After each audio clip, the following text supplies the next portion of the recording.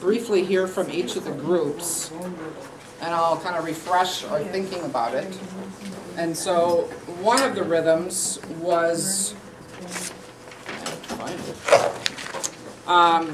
the idea of communing with God. That the focus on that is it's Christ that unifies us. It's Christ that draws us together. It's not about meeting and clinging and putting our time in, but it's about coming together for mutual identity in Christ. So the idea is, how do we find Christ in the spaces in between? So why is that rhythm important? Could be the obvious answer, that's okay. I guess what we talked about is that he's the one that's going to be there forever. And so if you don't have a good connection with him, it's more important than your connection. Mm-hmm. Yeah, it's people will come and go. People will come and go, and after you've been together, has that group helped you to grow in your relationship with God?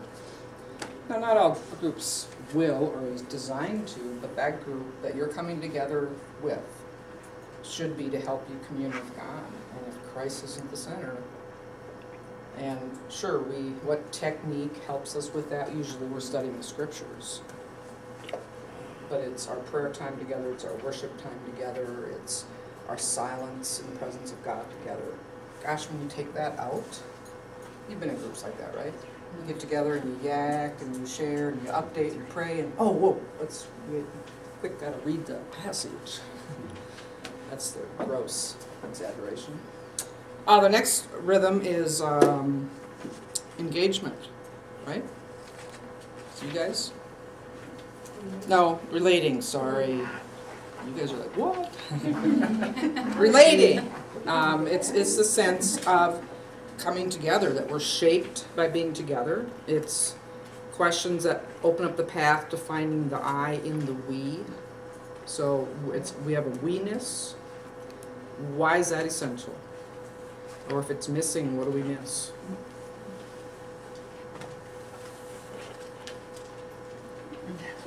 What was the question?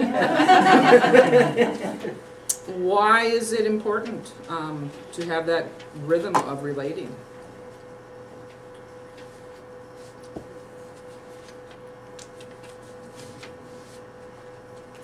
I think because sometimes people have this lie that, I'm the only one who's going through this, or I'm the only one who's suffering.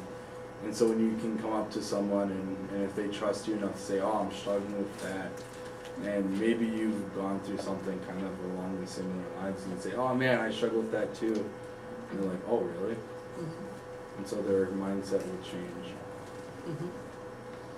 Yeah, if you look at what if this is not present in your group? What is your group like then? Dutiful, show up, do what we're supposed to do, okay, leave. You don't hang out, you don't have meals together, you don't care for each other, you don't see each other, you don't text, blah, blah, blah, when this part is missing. And instead it's like, oh yeah, hi, how you doing, and so we're talking about, gosh, coming in and saying, you know what, I had the biggest fight with my teenager. I don't know what to do. I need to let you know,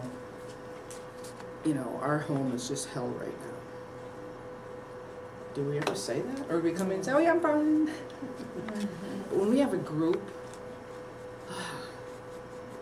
when we're not just using it for our personal benefit, but we're coming together as a part to become a whole, then someone says, I've been there. Vulnerability. Yeah, vulnerability, and saying, I'm going to walk with you through that. We're going to walk with you through that. We're not going to fix you, but we're going to pray for you and give you the support that you can to get through this. Questions of engagement. Why is the engagement vein so important?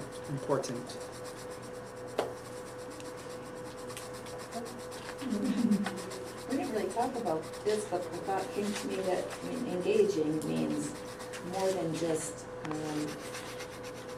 having a God focus or knowing the word, but really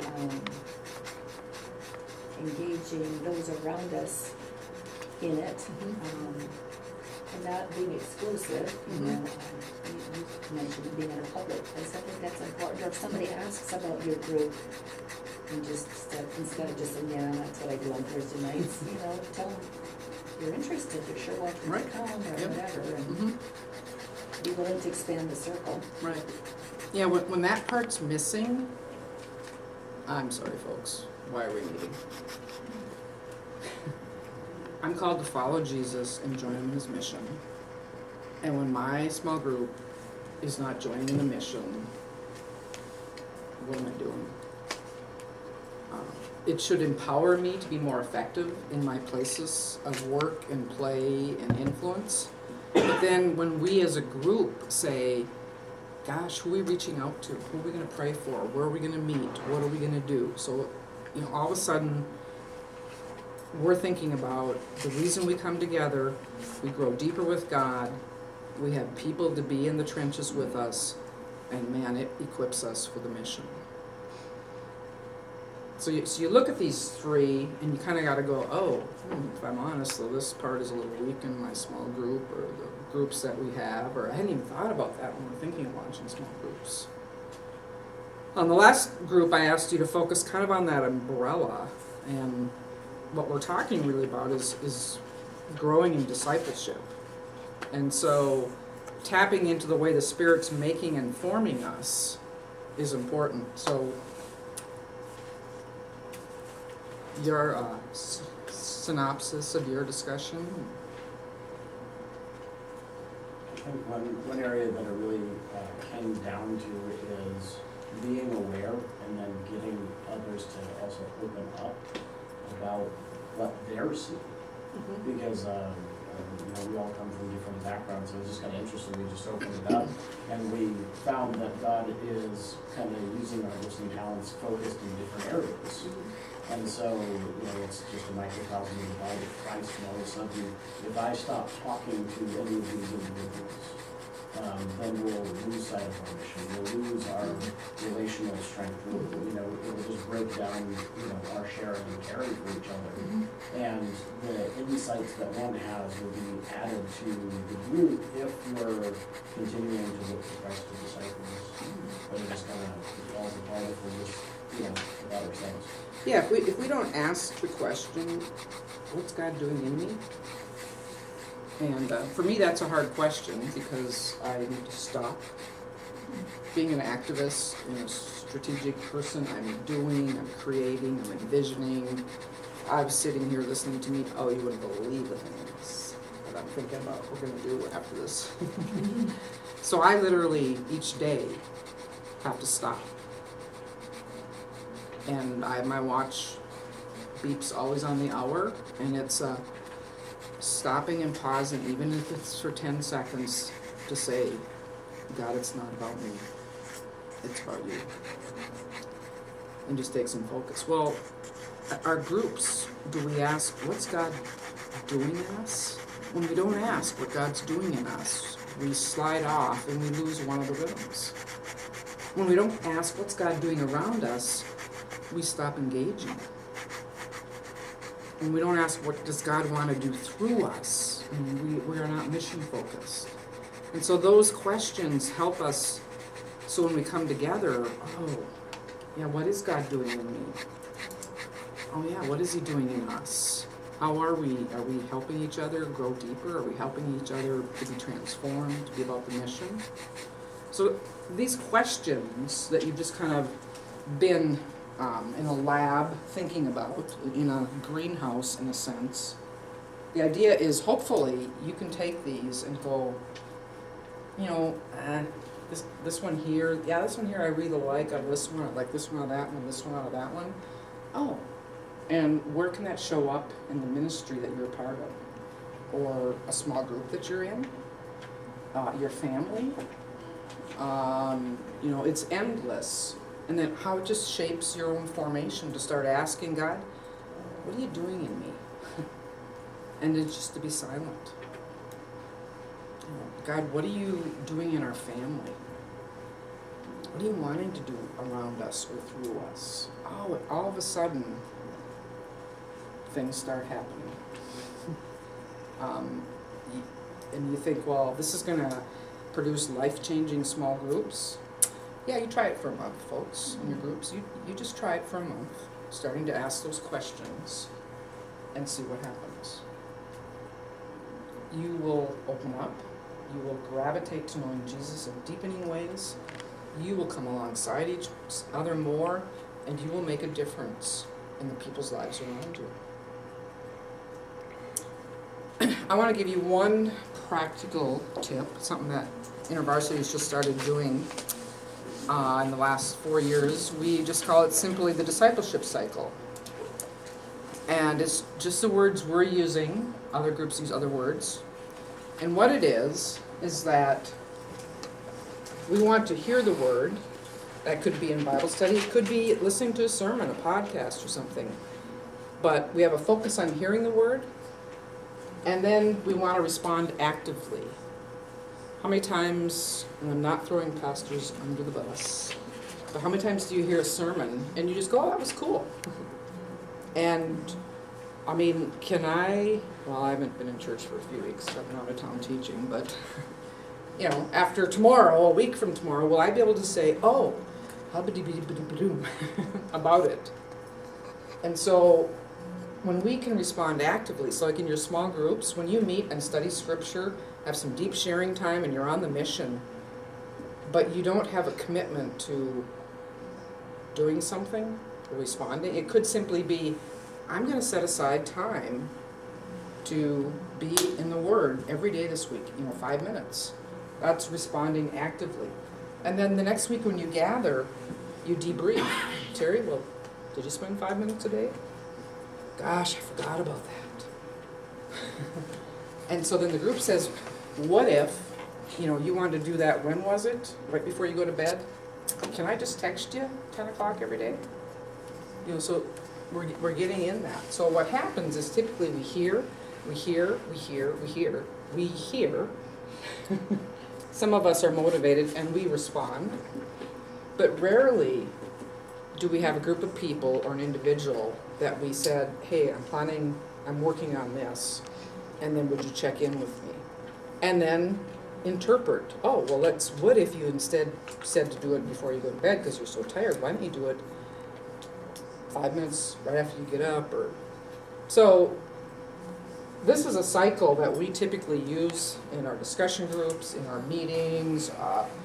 When I meet with pastors that want to improve their preaching, I walk them through this and say, how do you help them creatively hear? How do you help them respond actively? If you just added 2 sentences at the end of your sermon. So this week, boom, boom, boom. And then, on your blog or, whatever, you talk about how that's going and you debrief it. So that's a freebie. But really what I'm talking about today, in a sense, is to focus on those with eyes to see and ears to hear. And what I mean by that is that you can't force people into stopping and examining and looking. You can't force people into wanting to go deeper. But can you cast your vision? Yes. Can they hear? And that's where the questions are important, because you listen to how people respond.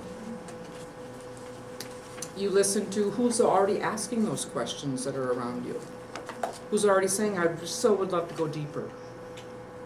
Listen for that. Who's expressing frustration with the status quo? That's always a possibility. You can always find, but what is it they're really frustrated about? Is it about the deeper things? Who wants to talk about ways of following Christ? Who's willing to put extra thought and time into walking through those questions? And so the goal, in a sense, is to work with people that already have that sense of urgency to experience a different kind of group life. I met with a small group for 3 years, and I just finally said, we're done. I'm done. I wasn't really cool about how I said, I just said, we're done, it's just not meeting my needs, or, because we didn't have any mission, I just can't do this any longer. And, it was the best thing that we did for all of us. And all of us have since gone into other groups, and we've gone into them differently. And we have the three distinctives. So there might be some things that you need to kill. I don't know. So we have relationship patterns that are paper-thin acquaintances. Will we dare to delve deeper? I'm not saying with 20 people, just one. So as you've heard today, it's not up here anymore. Hey, could you gather one other person and start asking these questions and start a journey and start to envision what would God want to do through you and this other person? There's great strategies, ideas on how your group can move forward. You think about moving forward in the journey of communing with God, of relating to each other, and engaging those around you, and which goes deeper in discipleship. These questions are really meant to drive us to our knees so we can hear what the Spirit is really saying to us. The doors will open, and the practical ideas that God gives you will have a foundation of which to stand upon. As you ask and answer these questions, they're not separate songs that are playing, but they're one song and melody. And so as you grow, the rhythms converge into one melody, a beautiful song. The way we pray affects our discipleship. It affects our ability to reach out and to engage our neighbors. So I invite you into small groups that really do change people's lives. If you want to connect with me, my contact info is there. I would love to journey with you as you think about if you're trying to start or reinvent or whatever, your small group ministry or just your network. I'd love to dialogue with you about that. Part of what I love doing is going places and leading different seminars on different things, and I'd love to help you with that. If you want to pick up a $16 book for $10, I'll do that for you. So thank you for your time, and we'll finish early. Thank you.